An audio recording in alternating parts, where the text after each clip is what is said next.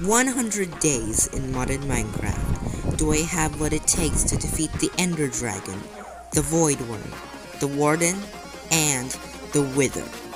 Well, stay tuned as I embark on a journey to defeat all these 4 bosses. Remember to click that subscribe button and the notification bell as well. Make sure you have watched part 1, 2, 3, and 4 before watching this. Day 31 started with me earning money. Bought a bookshelf from the librarian and placed the bookshelf in my enchanting area.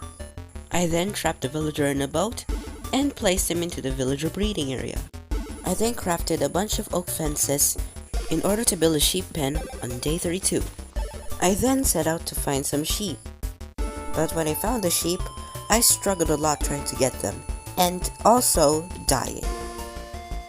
I managed to find 2 sheep that were literally hiding from me in the forest. I got them into the sheep pen and bred them. I also stole some wool from these weird market things. I then crafted a bunch of beds and placed them in my villager breeding area. Day 33, I harvested my crops. I also bred the villagers, however I didn't notice my camera was actually off, so yeah. Day 34, creeper extermination, sheep breeding, and harvesting. Day 35, I found a pillager outpost, and the people didn't seem to agree with me. After clearing the onslaught, I freed the allays and checked the tower. I found a channeling book, 3 onion crates, and the chest mostly had a bunch of carrots. So the reason why I went exploring, because I wanted to find a cave and try to mine as many diamonds, because I'm having terrible RNG with diamonds in the cave that I've been to. So I'm just going to do some exploring. But I got distracted and I wanted a pet mantis shrimp. So I went to the coral reef, dived, and tried to find a mantis shrimp. I found one pretty quickly, but I needed tropical fish. So I did some tropical fish hunting.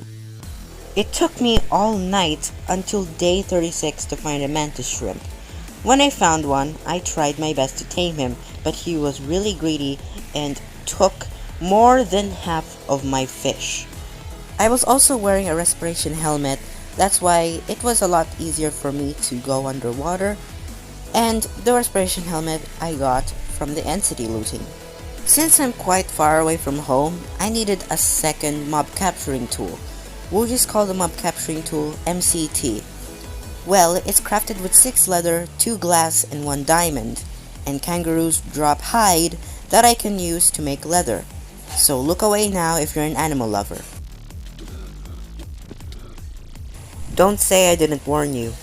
I crafted the hide into leather, and I realized I need glass, which I conveniently don't have. I quickly craft a furnace because nightfall is approaching and I really need the glass ASAP. I crafted the MCT and I'm out of here. I arrived back home and placed my mantis shrimp near one of the village huts. I then crafted a crimson mosquito larva on day 37. I also took out my capsid block from killing an enderiophage from the end and placed the crimson mosquito larva inside it, and it transformed into the mysterious worm, which we're gonna need in order to fight the Void Worm boss. Later, I went to the beach to kill some lobsters. Not to eat, but I needed those lobster tails in order to tame a mimic octopus.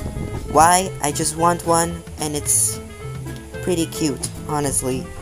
After that whole lobster skirmish, I crafted a fletching table. I wanted a Fletcher villager because I needed emeralds, and my farm is not really growing typically fast. With the 3 onion crates that I obtained, I placed them near my farm. After smacking the villagers' faces with bread, I chose one of the villagers because I'm going to be building him a hut. Day 38, I began on terraforming.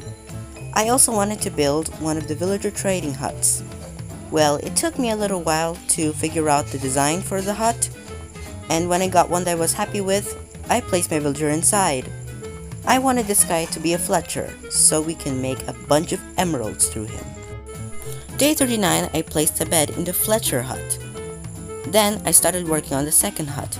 I wanted this hut to be home to a librarian villager where he will trade me mending books, which I desperately need.